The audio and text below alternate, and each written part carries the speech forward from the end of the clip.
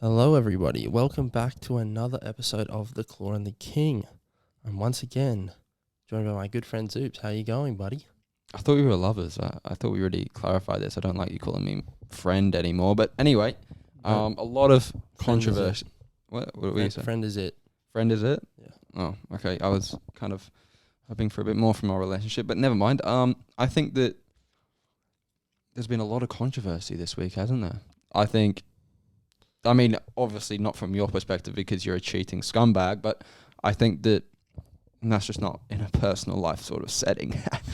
No, but I mean, in terms of a sports perspective, there's been a lot of controversy over this week, and can't wait to get into it. Yeah, easy. All right, let's just jump straight into it then.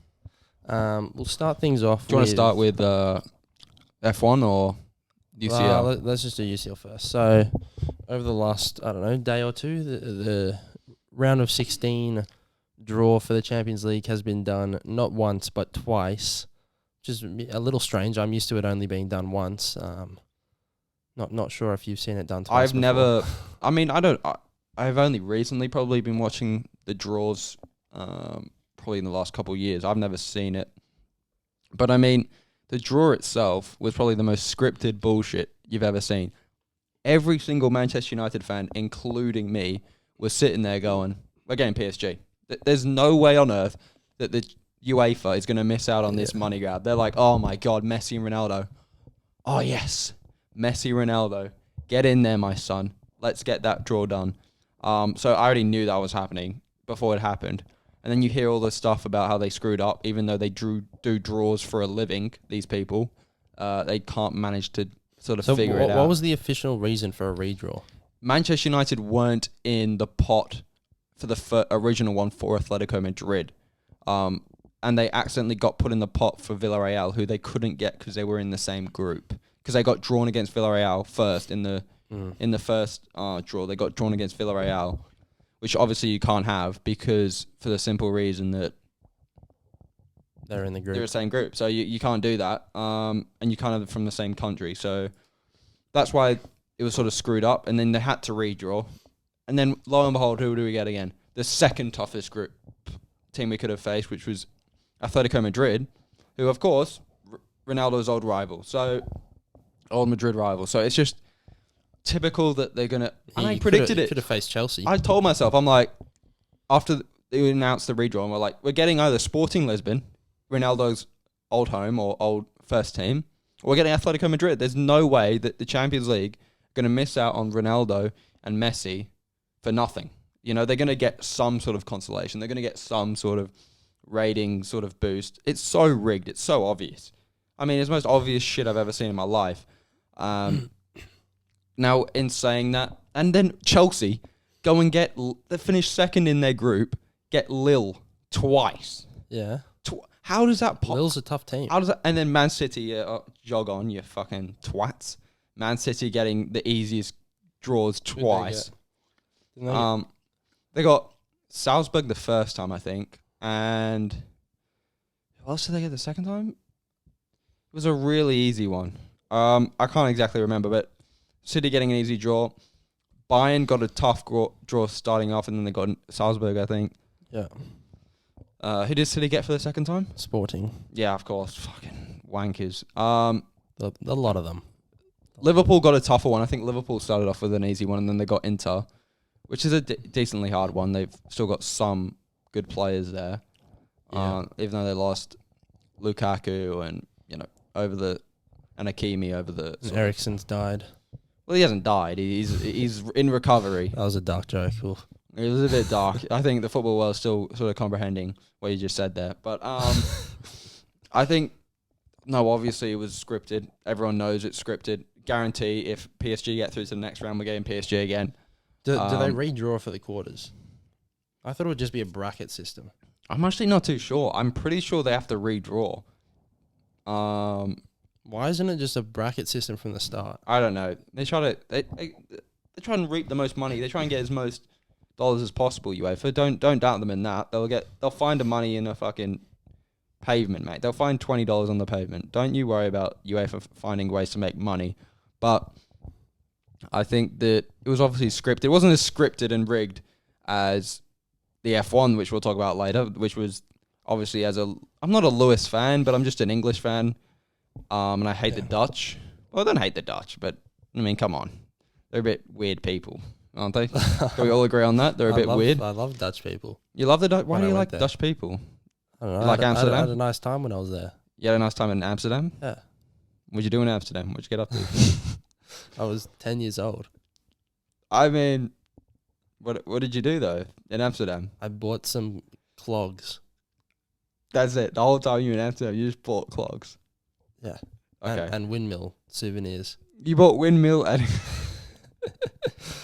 you bought windmill souvenirs and clogs in Amsterdam. Yeah. Yeah, it seems legit. No, but I think that it was scripted from the start. I don't know what you can comment on. Do you want to just sort of announce the actual draw? Okay, so we got PSG versus Real Madrid, Sporting Man City, RB Salzburg versus Bayern, Inter versus Liverpool, Chelsea versus Lille, Villarreal Juventus, Atletico Man United, and Benfica Ajax. What a shit one that last one is as well. Benfica Ajax. Who would want to watch that? Benfica fans and Ajax fans. I mean, Ajax have got a decent team, but I mean, please get me that one for next round, please. Whoever's. What you think? So you think Man United can beat Atletico? I mean, Luis Suarez is pretty old. They're not on great form this year. I'm pretty sure they're fourth in La Liga at the moment.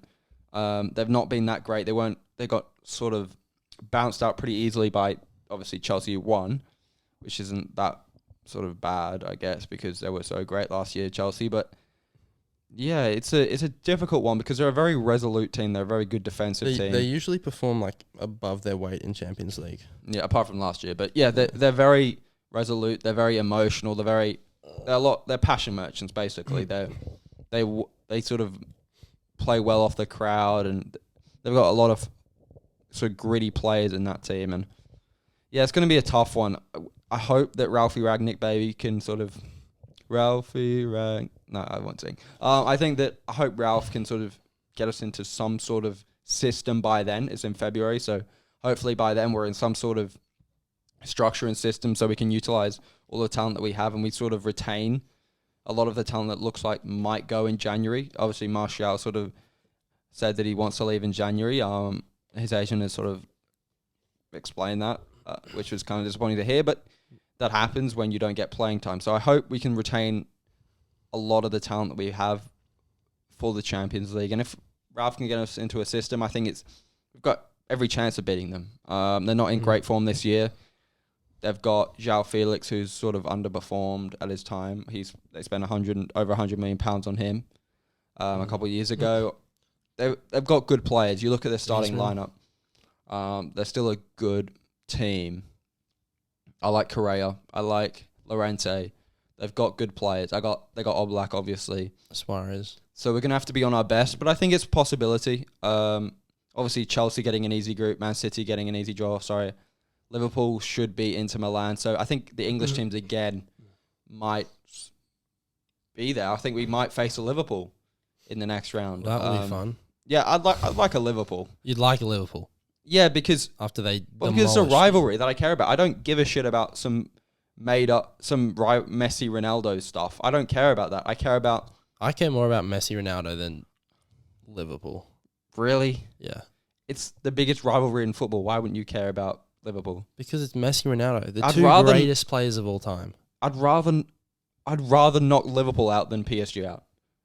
Liverpool are our rivals, and it would be bragging rights for years if we can go on and win it, hopefully, but if we can knock them out at least and sort of move on to the semi-finals. I know we're getting ahead of ourselves, but I think that'd be a real sort of gut punch into Liverpool and their title hopes for the Premier League as well. So the Premier League will be done by then. It's February. Yeah, but I'm saying they'll be out of reach by then. They'll be out of reach? Yeah. Liverpool? Yeah. So they'll be out of reach of... Well, they're out of reach of us, obviously, but I'm saying that I'd rather Chelsea or even Man City win it than Liverpool. Liverpool are our deepest rivals. How are they more of a rival than City? If City... Oh my God. Do I have to educate this most casual Manchester United fan? Mate, if you have two Manchester teams, the other one has to be your biggest rival. No, because... Okay, Liverpool and Manchester United were the biggest rivals throughout basically the 60s, Yeah. the 50s, the 70s, the 80s. They were the northern teams. They were the best teams in England for a long period of time. Liverpool a bit waned during the 2000s and the Premier League era. But just because Man City have become basically a competing club since 2009. They've not been anything prior to that. And the history and the sort of rivalry that is... I mean, Manx hate Scousers. Scousers hate Manx. It's a very sort of toxic nature between the two cities because they're very similar. They're very working class places. It's just it's the biggest rivalry in England, and I would argue the biggest rivalry in football in general. Maybe there might be a couple like South Americans that might die in some rivalries, because of how crazy it gets there. But in terms of pure rivalry of massive fan bases and massive clubs, it's got to be Madrid, Barca. Yeah, but they're all fucking... Who cares? They're all like glory supporters over there. Like all the Barca fans are American, and all the Real Madrid fans they're just Messi, Ronaldo fans. They're not Barcelona, Real Madrid fans.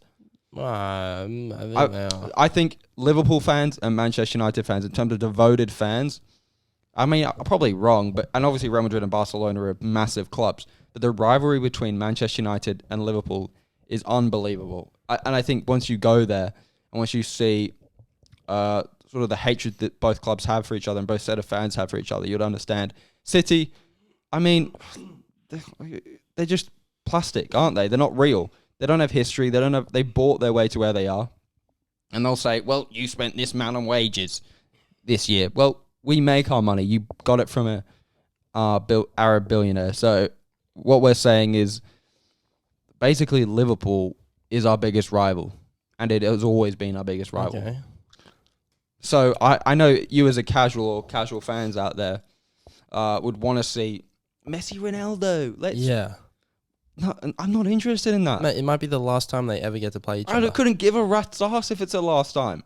Why would I care about Messi? Messi? Moment.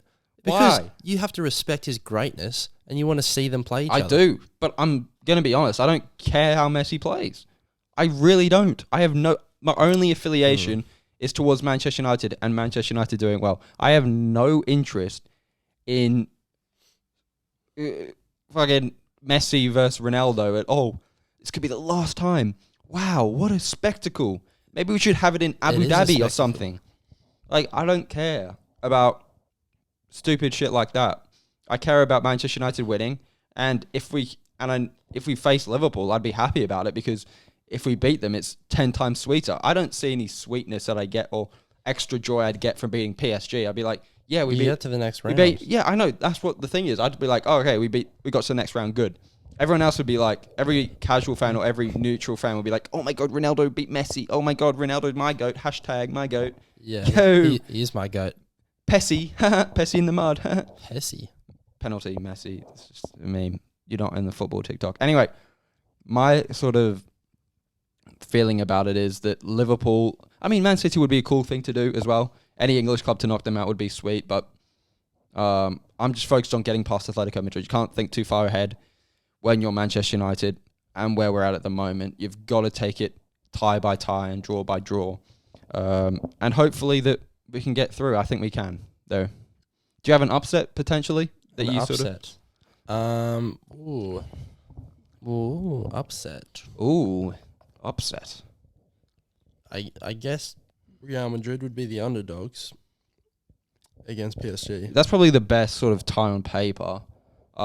Pochettino hasn't really clicked with PSG, so that's not even a hard. I think Real Madrid are in much better form. They're top of the Liga at the moment. Liga obviously isn't the best of quality at the moment in comparison to what it was for a number of years. So yeah, I wouldn't even know who I'd pick for that. But is there like an underdog that you could see? Because a lot of teams got a favourable draw. Yeah. I mean, Villarreal against Juventus, maybe. Like, Juventus isn't playing that well. Yeah, I think that's a good one. I think Villarreal almost beat us. And I mean, we were shit, but they beat us. We were lucky to beat them both times, really. They're a good team that won the Europa League last year. But again, I think they're kind of a Europa League team. I think they're great against mediocre teams, but they just don't have enough quality throughout their team to be advancing past the round of 16. So yeah, it's a very sort of interesting fixture. Obviously, it's. I mean, fixed. that's what you want, really. I mean, that's what UEFA want. That's what I want as a fan, is to see the best teams playing each other in the later rounds. Yeah. Well. I mean, no. UEFA want the headlines as soon as possible, and they don't want to risk not having Ronaldo versus Messi. I guess. But I get what you mean. They'd like a Messi-Ronaldo final. They get the English teams, apart from Manchester United, the easiest draws. Because English teams, the Premier League's the biggest league in the world. It's the most viewed league in the world. The further the English teams go, the more watched it will be. I mean, I'm sorry to break all the bubbles out there, but I mean, it is scripted. It is rigged. Newsflash. Is 100% rigged? There's no way it couldn't be? All footballing bodies are rigged. They're rigged. I'm telling you, they're rigged. FIFA was rigged. What's his name? The guy that put the Qatar World Cup on. Not familiar. Platter or something like that. I can't remember his name. But yeah, the Qatar World Cup was rigged. They got paid off to get the world, and it was like, oh yeah, they through process, so it's looking great. Like, they abuse their workers. It's 100 fucking degrees there every day. They have to move it. Should have been Australia. They have to move it to They have to move it to winter just so it could be formidable to live in. I mean, how is that a viable option? So, footballing bodies obviously have come under massive scrutiny over the past couple of years. So it shouldn't be a surprise for me to tell you, hey, this might be a bit rigged here. It's just a coincidence that Messi and Ronaldo get drawn against each other when it's like a less than 20% chance of happening. Just coincidence, guys. Could be. Just a coincidence. I don't think so, but yeah, it's going to be sort of interesting to see. All right. Thinking of coincidence, it AKA may have been rigged. it may have AKA been rigged. it may have been considered by some a coincidence that Nicholas Latifi smashed into the wall. You're the only coincidence. Fourth He's last being lap paid of off. the race this past weekend. Allegedly, of course. All of this, what I say here, is alleged. Alleged. Okay. Yeah. I just want to. Very alleged. Very alleged. It's my opinion. Alleged. It's opinion. Almost too alleged. But Latifi is being paid off. I mean, nobody near him, and he crashes into the wall. Well, he With had 3 laps to go. He was in a scuffle, and that obviously offset his rhythm for the next It corner. offset his rhythm. He's coming in 15th. What is he doing racing? Just he wants to have fun. go for a stroll, mate. What are you doing? Stop He wants racing. to have fun. He wants to win. You want to win. You're not even doing anything. Just finish, mate. What are you doing? It's like, it's the most stupid. And I said this analogy before. It was like, with all the recall and stuff. It was like being 3-0 up, or like 4-0 up in a final of a World Cup, and then the ref saying, you know what, and it's the 90th minute, and the ref saying, you know what, it's a bit boring. Let's do next goal wins. And the other team scores, and they win. Not really, because that's just how Formula One works. There's so many circumstances out of your control when you're racing. Yeah, but that's so bullshit. It's like if you're in the final of a World Cup and 4 of your players just snap their legs in half. So it's 7-on-11 for the last 5 minutes. He would have still won. If you take his 2 front wheels off, he still would have run the race. He would have was lost. up by 12 seconds with 3 laps to go. Yeah. With 2 wheels missing, he would lose that in half a lap. No, he wouldn't. Yes, he would. He was basically crossing the finish line, and they're like, no, come back. Come on. Come back. Anyway, back onto Latifi. What the hell are you doing? I mean, all the memes that have come out that are saying, they're like, oh, he's getting a lifetime supply. Have you seen? I showed the Roy Keane one. Look, it was rigged. I think it's clear and obvious that it was rigged. No, I'm just kidding. But I think it was obviously so unfortunate for Lewis. All the Max fans were like, oh, look at all the crying. Oh, look at all you crying. It's just incredible to see someone other than Lewis Hamilton win. Yeah, but he didn't deserve to amazing. win. The fact that he was celebrating was downright embarrassing. I think what he's done throughout the season, he's a deserving winner. Yeah, he can on the day, celebrate sure, before the race then. Lewis had a faster car on the day, but had a faster car on the day. yeah. He outraced him in the day. No. They have the same car, basically. No, they don't. Then how did Max tie with him then? If Lewis has got that superior of a car and he's that Because Max had a faster car at the start of the year. Mercedes improved their car. Now they're quicker. Okay, I think it's more to do with Lewis outracing him on the day. No. He outraced him. No, their skills are not that different. But he was still outracing him. Well, he was just faster. Yeah, the whole point of racing, you're supposed to be faster. Yeah, because his car's faster. Oh my god. Okay. Anyway, he's up 12 seconds with 3 laps to go, and there's a yellow flag put out. A safety car. A safety car, whatever the fuck it is. Well, yeah. So basically, out of this race, the big winners of this race, or the controversy, are the FIA, Michael Massey, the people not actually racing the cars, had the biggest say in how this race went, because on the first lap there was an incident where Lewis overtook Max off the line. Well, Max being a cheeky fucking bitch again, trying to fucking push him off. So Lewis won. He's trying to fucking he's trying to crash into him his first lap. No, Lewis beat him. Max has made a late lunge. He's got to. It's the final race of the year. He has to have track position. He's gone for a late lunge. There's no contact. Lewis, instead of doesn't want to crash. Instead of losing the place and just braking, goes off the track and gains about 100 meter instead advantage. of crashing, he goes off the track. No, he could have braked and tucked in behind. There was cars there. No, there wasn't. No, what happened was Verstappen got off the mark super slow. Lewis overtook him. He was being a little snobby little bitch again, and he got beat to the corner. And all of a sudden, he tries to push him off the corner. No, yes, Verstappen was being himself. And look, I don't hate Verstappen, but we all know that's his reputation for being an overly aggressive driver. Is that his reputation? Yes. Well, I mean, it's part of his reputation. He's a very aggressive. He's going to try and outmuscle it. He's going to try and say, "Well, I'm not. You might as well pull out now. You've got to pull out. I've put you in a position where you've got to pull out." So he's not Danny Kvyat. Yeah, but he put him in that position. So I don't have a problem with Lewis not sort of giving up seconds or giving up his position to Max at that time. No, but it's not if you have a problem with it or not. The rule is if you go off the track and gain an advantage, you have to give the place back. He got pushed off the track though. It doesn't matter. He's gone off the track. Well, this is Max's fault. It's not his own fault. It doesn't matter whose fault it is. He's gained an advantage from going off the track. And he has to give the place back. But he didn't gain an advantage. He did. He was already He ended first. up 100 meters ahead of him. He was ahead of him though. It doesn't matter where you were. It doesn't matter if So why would he give up first when he was already first going into the corner? He wasn't. He was. He wasn't. Anyway, what I'm saying is it's controversial, but it's nowhere near as controversial as giving up a 12-second lead with 3 laps to go. I think it is very controversial. So I think it was one decision they made not forcing Lewis to give the position back, which it was in Mercedes' favour, and then obviously the decision to let the lapped cars through at the last second possible before restarting the race at the safety car was in Red Bull's favour. So I think there was 2 decisions made, one in each team's favour. One significantly happened, more important than the other. One was on the last lap of the race. Where he was 12 seconds ahead, yeah. Well, it's a safety car, so he was brought back to the pack, and if there was 10 more laps in the race, every lap car would be let through, usually. But because it was the last lap of the race, they were like, fuck, we don't know if we have time to let these cars through, so they were just keeping them there for now. But then they did have like a split second where they could have let them through, and they were just like, fuck it, we want to let these guys decide the championship for themselves, let them through. And then obviously Max pitted, so he was on quicker tyres, and the rest is history.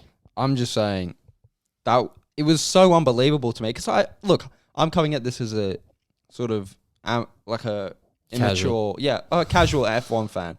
So don't take what I say as, oh God, he's so uneducated. Oh, look, he's a fucking idiot. I'm taking it from the fact that I watch a lot of sports, a lot of competitive sports. And what I saw was you were winning, just about to win, and then you just give it up to the guy next to you who shouldn't have won the race. And I thought the officiating was terrible. How you can just let that happen. How he can just overtake. Lewis just had to overtake every single overlap car that he had. And then Max is like, you know what? Just scoot by them. Just go right next to Lewis. I don't think that's right, though. No, they went ahead of Lewis. They went back around. They unlapped themselves. And so then Max was just behind Lewis. And but he still had to overtake them. No, he didn't. They overtook Lewis. So they were just out of the way. But if the race hadn't stopped, he would have had to. Yeah, he would have, if the race didn't stop. Oh, it's just ridiculous. Yeah, there's no doubt he would have lost if there wasn't the safety car. Surprise with the safety car. He was up 12 seconds with 3 laps to go. But the fact is there was a safety car. Oh, and Red Bull was smarter by pitting. Lewis had an opportunity to pit. He didn't. I don't think it's to do with smart or not. I think they got unbelievably lucky. Yeah, it's a combination of the two. A combination. He was down by 12 seconds with 3 laps to go. How is that anything to do with strategy? Lewis didn't decide not to pit because he could still withhold a lead with his superior racing. No, but when the safety car first came out, he could have pit on the first lap. When Max did, he could have pit. And then if he lost track position, he would have been the one with the faster tires, and he could have gone for the overtake. Maybe. Look, at the end of the day, I blame Latifi more than anyone, to be honest. That he's a son of a bitch. I mean, how the hell do you do that? Just the Canadians. What is the point of being Canadian? I just want to let everybody know that. I said this to you before, he looks like the kind of guy that goes traveling around the world for fun. And he comes back and he shows you all the pictures of him in India and him in fucking Africa. And you're like, yeah, bro, I don't give a shit about your boring fucking life that you're trying to fulfill with these stupid expenses that you go into random countries. He looks like that type of guy. He just looks like the kind of guy that just is like, no, teacher, there was actually homework that you forgot to say. Like, he just looks like the biggest. Oh, God. And obviously I'm assuming, I don't know the guy, but he's a very nice guy. He could be, but I mean, you're telling me that's not rigged? Rigged? Nobody near. It's just everything you don't support rigged. He crashes with nobody near him with 3 laps. Time. No, it doesn't. Maybe not. That's the biggest coincidence. Maybe not in at the end of the race, race, but the safety cars are very common. What is he doing? Racing anyway. He's in the Somebody car. needs to check his offshore bank account. There's an offshore bank transaction between Red Bull and Latifi, and somebody needs to check it out tomorrow? Or today, even yesterday. They need to check it out pronto because, my God, there is nobody thinks in their head, I'm coming last here. Maybe I should just stroll through. Yeah, because what if the 4 cars in front of him crash? Then he's in the points. It's not even that difficult of a turn. He's going straight. He might have damaged his car. He didn't. He might have. He didn't though. Because he touched. I think it was Schumacher or Mazepin. It was one of the Haas. Right, that was another thing going around, that touched. Schumacher's doing everything he can for Lewis not to break his dad's record or something. Yeah. But man, oh man, it was like, I've got to say it's rigged because it was the biggest coincidence. I'm left with no other option but to say it's rigged. I mean, if not, it's the biggest coincidence in the history of coincidences. You've got to agree to that. Happens that this random Canadian. I think it was a fitting way for the season to end. It's been crazy season. It's been crazy season, and I think the fitting ending was Lewis Hamilton winning. I think that was a fitting ending to me. But he's won 7 times, and he outraced Max Verstappen in Abu Dhabi, and nobody can convince me otherwise. He outraced him. He outdueled him. He outthought him. He didn't pit for a long portion of the. Max took a lot more pits than he did. He didn't. Did he take 1 pit or 2? Lewis, he pit once, I think. He only pitted once. And I thought he did a great race and sort of judged it well.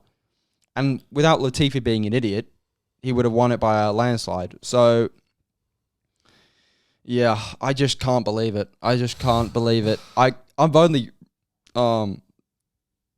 somewhat into F1, but obviously that everybody watched the race because it was such a tight one. It was tied going to the final race.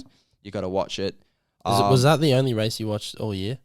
No, I've watched a couple. Obviously because it's actually a decent time. It's only 12 o'clock at night here. Yeah. Some of them were. So I do watch maybe in preparation if it's on the same day as a Man United game. I might watch it beforehand. And I always, if I don't watch it on Fox, I always watch the race highlights. But I think that watching F1 this year was sort of so crazy, but how Max had a massive lead and Lewis sort of clawed it back, and it was a great season. But I just think it was such a bad way to end it. I don't know why you think I think because it's so controversial. It shouldn't have ended in such controversy. Either Max should have won fair and square, or Lewis should have won fair and square, and that person should be crowned and sort of said that what a great win it was. But Max it's going to have an asterisk towards it for his entire career. It's like the Lakers championship. You want it in Disneyland. It's not the bubble ring. You want it in Disneyland. I mean, no.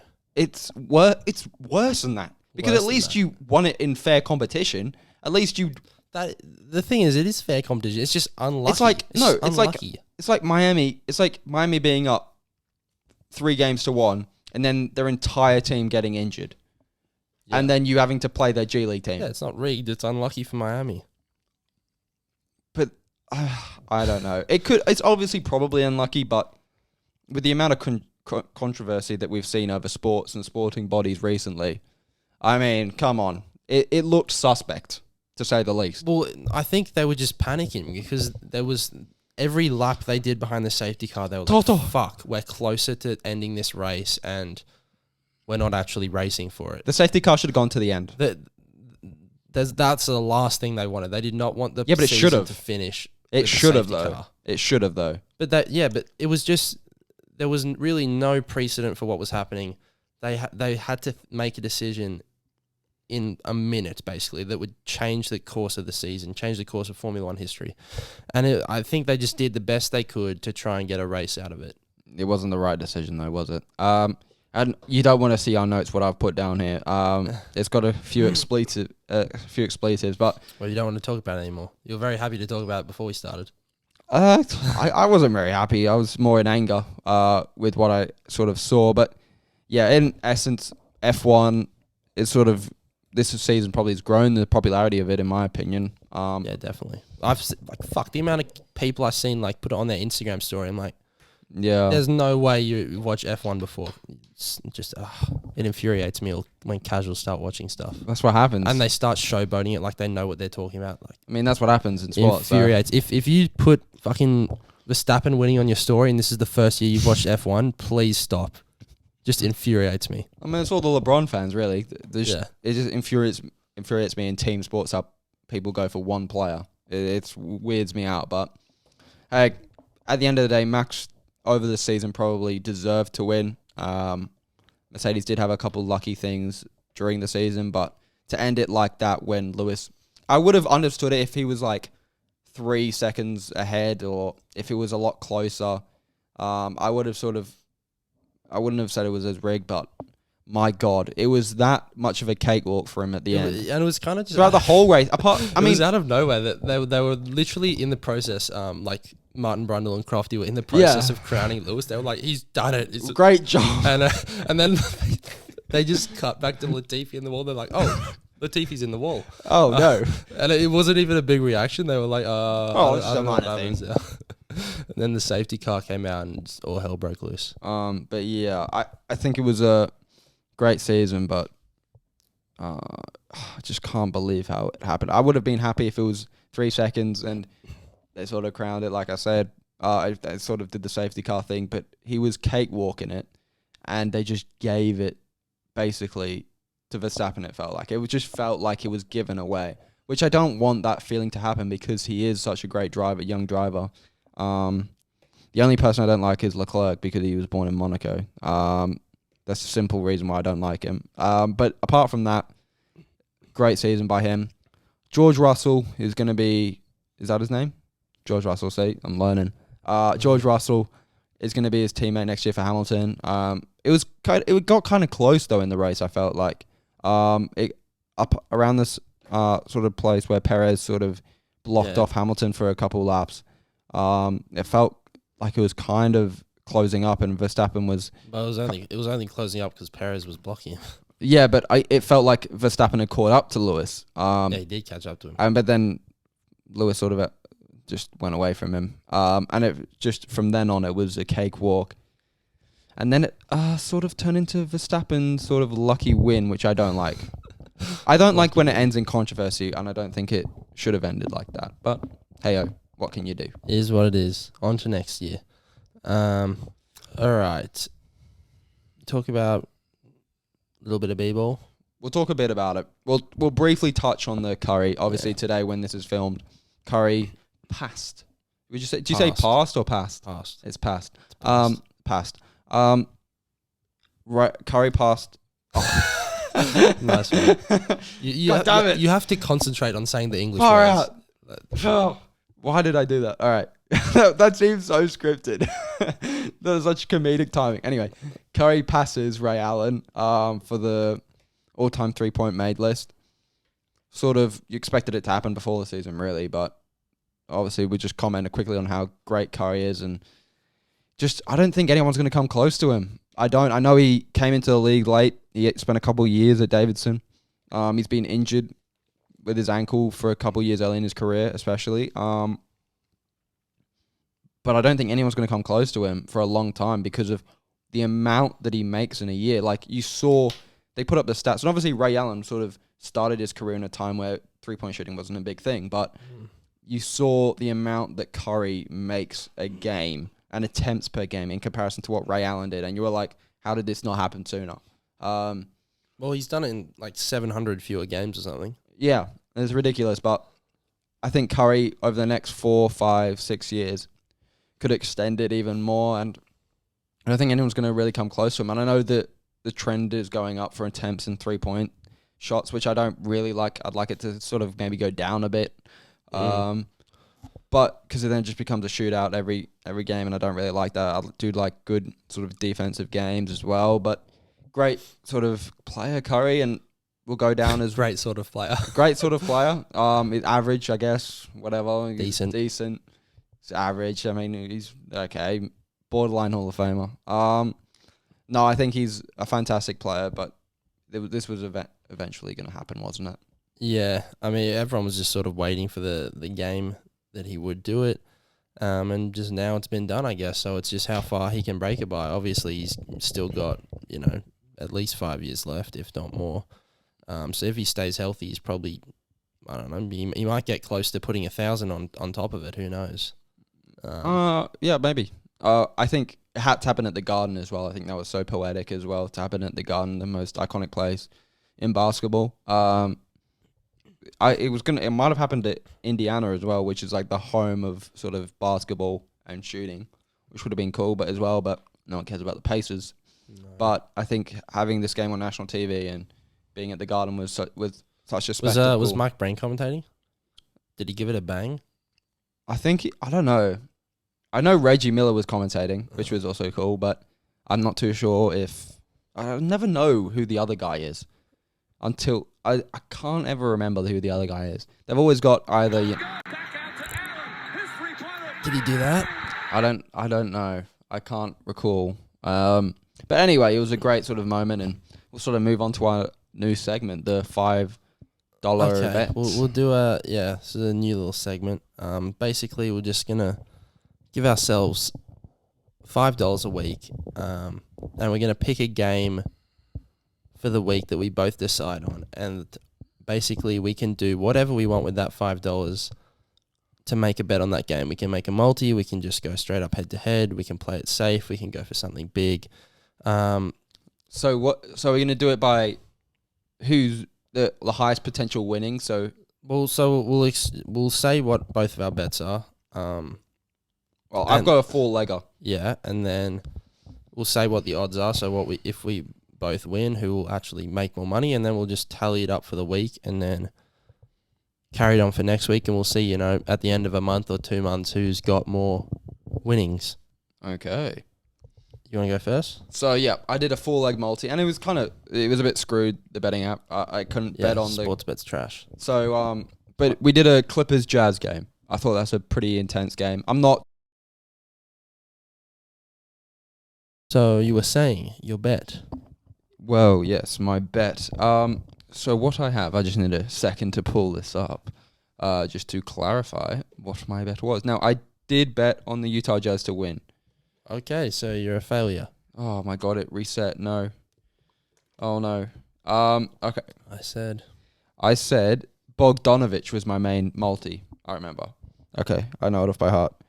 For a $5 bet, it was $111. So that was the odds were $111. Yep, 111. So I'm going big or going home here, boys. So you're gonna win $500. Yeah. So it was Bogdanovich to score 25 plus points.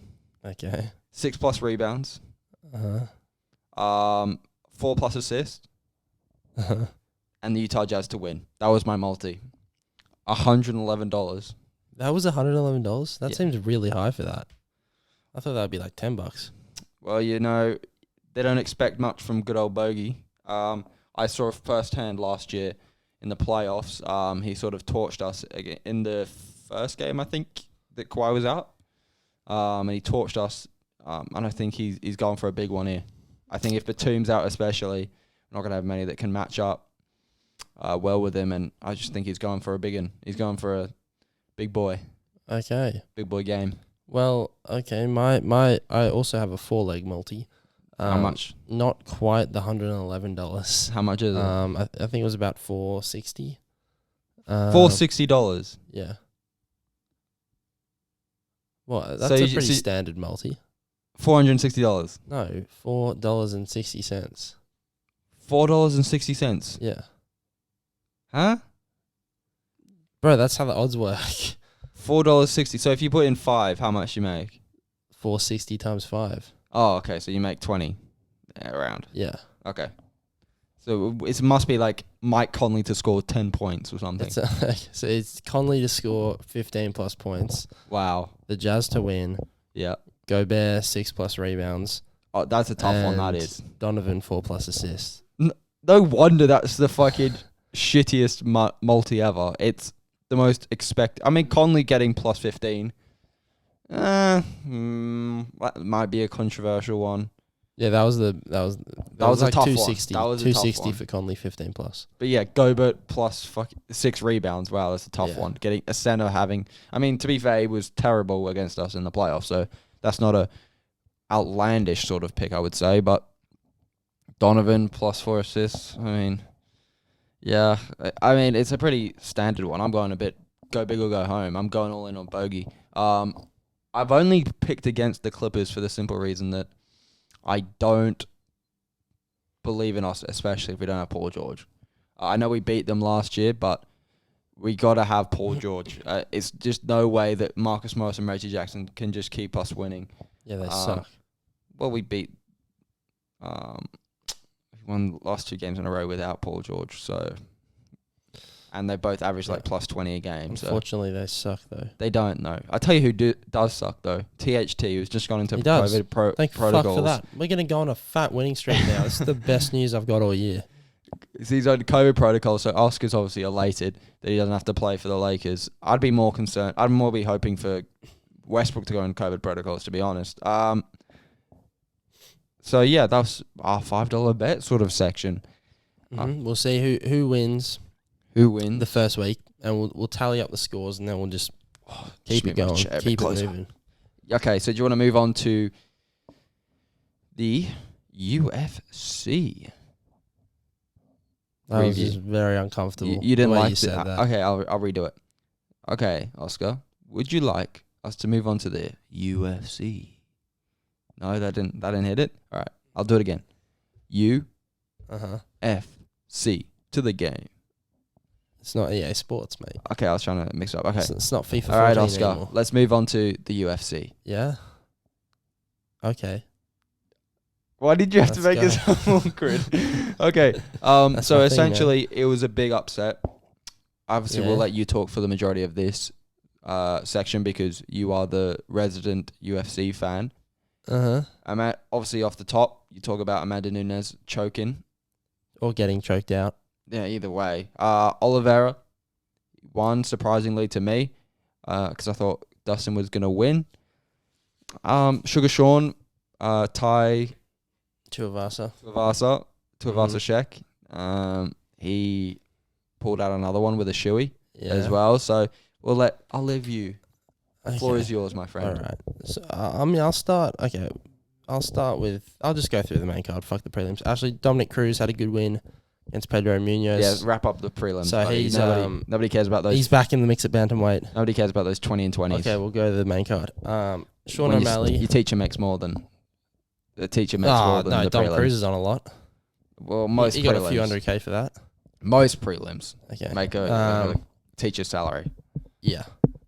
Okay, so yeah, Sugar Sean O'Malley knocks out Paiva in the first round. He came out after the fight. I don't really like this. I don't like fighters coming out after You they don't like win. them coming out? No, I that don't sounds like a bit I don't like them homophobic. coming out after they win. and saying they were injured in the camp. Good. You saved yourself. That sounded a bit homophobic.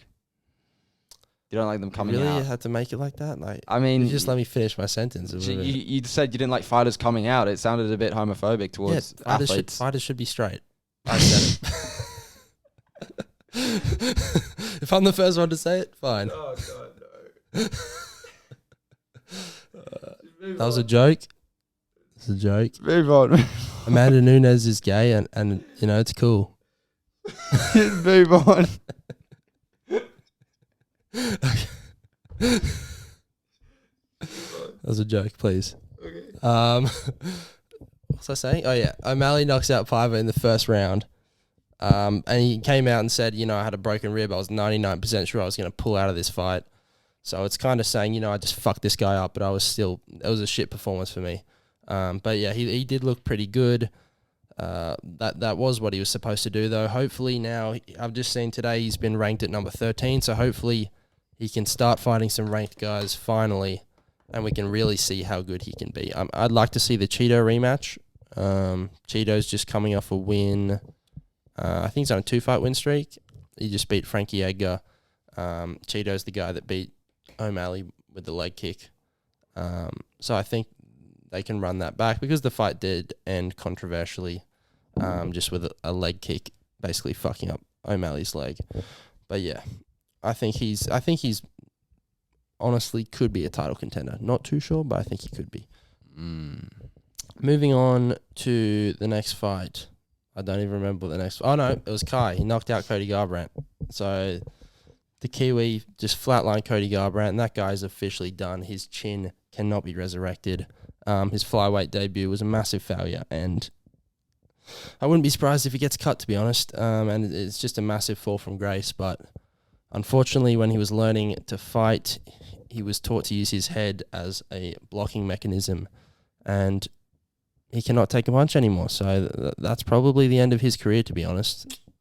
I don't see him ever getting back to the title. Yeah, shame. Obviously, he had that sort of beef with TJ. We're talking about Cody Garbrandt, right? Yeah. I just snoozed for a bit. So I assume because you talked about him getting knocked headless. Look, I think that Cody's sort of was a big name because he was a loudmouth and a decent fighter, but yeah, he's done. I think would you even pair him with Cody, with Sean anymore? Would you even think that's a viable fight? I would definitely think. Honestly, that could happen to you. Yeah, I would think Sean would win. Yeah, I think Sean would win as well. I think Cody's done. I think the matchmakers are looking for someone like Cody to give to Sean. So yeah, he can have a named win. He can have a named win. Yeah. But yeah, I think obviously, have you moved on to the? Do you want to move on to the? Okay, we'll quickly go. Jeff Neal beat Ponzinibbio by split decision. Yeah, we don't need to talk about that. I haven't seen the fight, but no one cares about that. No one cares about that. Yeah, Nunes lost, so just really an embarrassing performance from her. I've not seen anything remotely impressive from Juliana Pena, but she just won the fight. Well, it's just a simple rear naked choke. It wasn't even a pass or Cormier commented on it. It wasn't even a difficult submission or she got caught by a really good move. It was just got her back, got a rear naked choke. I think Amanda Nunes, it just sort of the Ronda Rousey thing where you're like shocked she looked that bad. And I think that guy that lost 318K on Amanda Nunes, he's kicking himself because he would have made $1,000 from that bet. It was the most useless bet. Yeah, he would have made 31 grand. I mean, to be fair, she looked unbelievably dominant for so many fights in a row now. It's like, does any woman come close to her? Not really. I mean, she dispatched the only one that we thought was probably a close physical matchup, which was Cyborg. So yeah, I think it was a surprise. I didn't watch it. I don't have that kind of money to be paying for pay-per-view at this current juncture, so I'm not gonna buy an Amanda Nunes card. But it was sort of surprising to see it on Twitter and YouTube and all of the social media platforms just to see that she lost. I mean, I had no words. Well, I think she just spent more time changing nappies than punching bags this training camp. Oh, did she have a kid? Yeah, she's got a kid now. Well, I mean, good for her. I mean, she might be focused on other things. That might be a reason. But yeah, it's shocking to me. But yeah, Shevchenko would slaughter. Like Shevchenko's already beat Juliana Pena, I think. Well, So yeah, Shevchenko, I think. I think she moves up now and just easily gets the second belt. Yeah, I think she has. And then she may as well just go up again to fight Nunes for the third belt. Okay, so what was the other fights on the card? Do you want to comment Main on? event. Main event. Well, the main event was Oliveira versus Poirier. Poirier. Poirier. A lot of people mispronounce his name. Poirier. Poirier. Poirier. Yeah. Poirier. But yeah, You French or something? No. Poirier. I don't know what it is. I don't care. Poirier. Is that it? Yes, that's it. Poirier. Yeah. No. Poirier. Yes. So it's got an A on the end. Yes. Okay. Now, pretty much everyone I saw, like all the experts, were picking Dustin. And you know, if you watched the show last week, you would have seen that I picked Charles, and not tapping myself on the Tooting your shoulder own or anything, horn. but you know, I knew Charles had a pretty good shot at winning this fight because there's a thing called recency bias in MMA. Chael Sonnen loves to talk about it, and basically everyone saw Dustin beat Conor twice this year, so they thought he was a god. But they forgot that he got absolutely demolished by Khabib just 2 years ago. And Charles Oliveira is the best ground guy in the division. And anyone that goes on the ground with him, except for maybe Islam Makhachev, is going to get fucked up. And we saw against Chandler that he has very good striking at this point too, with knockout power. You know, Gaethje couldn't finish Chandler. Charles knocked him clean out. So Well, you can't do that. You can't do like such and such beat him and then he lost to him. That means he's better. well, you kind of can. Well, I thought it was a dominating sort of. It wasn't like a dominant performance from Charles. Like Dustin dropped him in the first round. It was definitely competitive, but Charles has just found a way to win. Yeah, I think Dustin is probably status was probably a bit inflated by beating Conor twice when Conor was coming off looking like it just didn't look right, Conor, and I think his status sort of elevated to, well, he must be one of the top pound for pound fighters in the world now. But Oliveira is a very good fighter, and I think he dispatched him well. And it's just going to be tough for Dustin. Is he going to be a Michael Bisping sort of scenario where he gets so close so many times? Bisping won. Well, Bisping won in the end, but he was very close. Same with Chael Sonnen, very close so many times. It's just going to be whether he can sort of get it later on, or if he's going to have another. I hope he doesn't fight Conor again. I just can't be bothered to see Honestly, that. it's an option now. I honestly can't be bothered to see that again. I think he moves up to welterweight because I think the Colby fight's there. I think the Nate Diaz fight's there. Yeah. I think he's got some good money fights at welterweight because he cuts a lot of weight to make lightweight. He was already talking about it in the lead up that he might move up if he wins this belt just straight away. So I think that's where he goes from here. I just think I don't see him winning the belt at lightweight, to be honest. All right. So do you want to quickly, for our final topic, do you want to just quickly move on to the Ashes and sort of the prospect of England losing again tomorrow? So obviously, but when we're recording this, England are going to face Australia in Adelaide tomorrow. They lost the first test in 3.5 days, basically. Yeah, must be some. It wasn't great. I think there was a point where we were 2 for like 2-2-2, and it was at the end of day three. End of day three, Yeah, we were looking. Root and Milan We were looking 8 ahead, each. to be honest. Especially if we could get to lunch with that pairing, and both those guys could get centuries and sort of move past that. But we collapsed as per usual because our batting is dog shit, and without Root, we're terrible. I mean, Burns sucks. He's made like 5 runs in 2 innings. Well, I mean, he sucks. He looks like an idiot when he's batting anyway. Hamid I actually rate Hamid a bit. I think he plays a lot like, and there's nothing to do with his skin color or anything, but I think he plays a lot like You didn't have to bring that up. No, I know, but it just sounds very stereotypical. I just wanted to say that he plays a lot like the Indian sort of openers when they came over. The Indian sort of players, like a Pujara maybe, a bit more expansive and plays a lot more shots than Pujara, but very solid sort of opener. And I liked what he's done, even though he's only scored 25 and 27, I think. I mean, he's better than the rest of the team. But yeah, Root is obviously our best player. He's probably the best batsman in the world right now, I'd say, at the moment. He is. Okay. He's had the most centuries in this calendar Did you year. not see Travis Head? See, this is the thing, right? I love this dynamic because we're so casual on like specific sports. So like on F1 and UFC, I'm a bit massive casual, and you're like the hardest, like you're a real fan. And in football and in cricket, you're like the most casual fan ever, and I'm like the hardest fan. And then basketball, it's like we're both sort of hard fans of basketball and serious fans for basketball. So it's a good dynamic. It's sort of like an even sort of split here, which I like. But yeah, no, Travis Head was literally berated for being picked before the test. But yeah, expectations for the test in Adelaide. We've got to win the toss and bat well. England, it's probably England's turn to rest Joe Root. Rest Joe Root. Well, that they rest Anderson coming into this one, so they've got to rest Joe Root in the next one. Yeah, let's rest him. They can't be playing their best players. Well, if Jimmy Anderson and Stuart Broad play, I think that's an advantage for us because our bowling was. I don't really like Wokes in Australian conditions. He doesn't deal well with the bounce. I don't think he's a strong enough bowler in Australian conditions either. So I would take him out. I'm not too sure about the lineup. I haven't checked. Wood brings pace. We need pace. Who's the other bowler? Ollie Robinson. So I think that if we have Jimmy and Stuart Broad in there.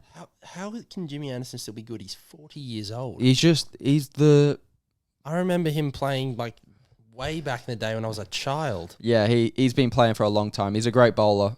Very accurate. And day-night test, he's very, very good last year when he came. Well, not last year, but last time he came to Australia with a day-night ball.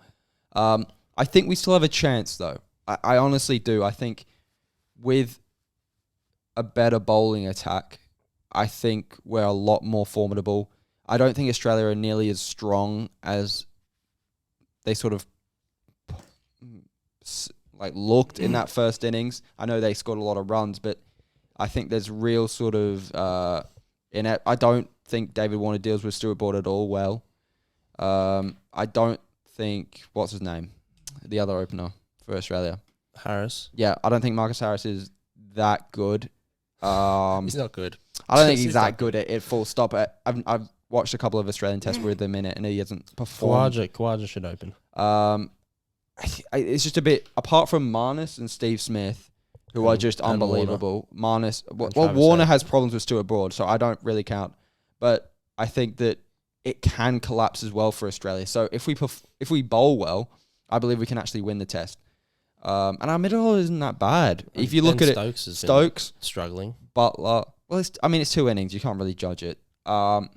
Stokes, Butler, Root, Milan, Ollie Pope. That middle order is actually very, very good for batting. It's just the openers leave no time. You've got to take the point of the openers is to take the shine off the ball, to take sort of the new ball out and sort of survive for as long as possible, to give guys like Root and Butler and Stokes time with the old ball or time with a 30 over ball or a 40 over ball. You can't be going out 5 overs in, 2 down, and you're like, all right, Root, can you score 200? Mate. Yeah, can you score 200 for us? It'd be rough. He's never scored a century on Australian soil. Has he not? No. That is interesting. Yeah. He's obviously been probably the most informed batter in the world at the moment. So it's going to be, I'm hoping that we can win. I still think people are underestimating us. But our players are going to have to play their best cricket, really. We're never really good in Australian conditions. But it will be interesting to watch it tomorrow. Yeah. I'm predicting a famous win for Australia. A famous? What does that even mean? Famous win. Just, does that mean dominant or? Yeah, just something that you remember. Well, that wouldn't be famous if it was dominant. It's like if Lewis Hamilton would have won. It's like we bat first, score 600, enforce the follow on. Well, if Latifi hadn't have crashed into the sidewall and been an idiot, then Lewis Hamilton would have won. Unmemorable. It wouldn't be famous. It would be famous because of the importance of the race. Okay. Well, I'm hoping that we can sort of start well and hope we win the toss and bat. I always find it so boring when we lose a toss and bowl. Yeah. It's like, what have I got excited for? You just want to see your team bat. Like, can we not just bat straight off? Can I not just cry the first 10? Can I not just get the batting over with? Can I not just watch Rory Burns get out? Can we just not get that over with quickly? I'll watch them bowl if they're, chasing a target and it's, we need to get them out before they reach the target or whatever. Yeah. So, that was today's podcast brought to you by me and Dopey. I hope you enjoyed. Don't call me that. You don't like being called Dopey? I think it's quite a good nickname for you. Anyway, do you want to end it off with your signature goodbye? Yeah. Thanks for listening, everybody. Please subscribe and like and Love share us. And unconditionally. Comment. And This is that's about it. Yay, goodbye everybody. I love you too. Oscar. Do you love me? Peace out. Do you love me? That's it. Do you love me? I'm like Fly. I'm just ending it.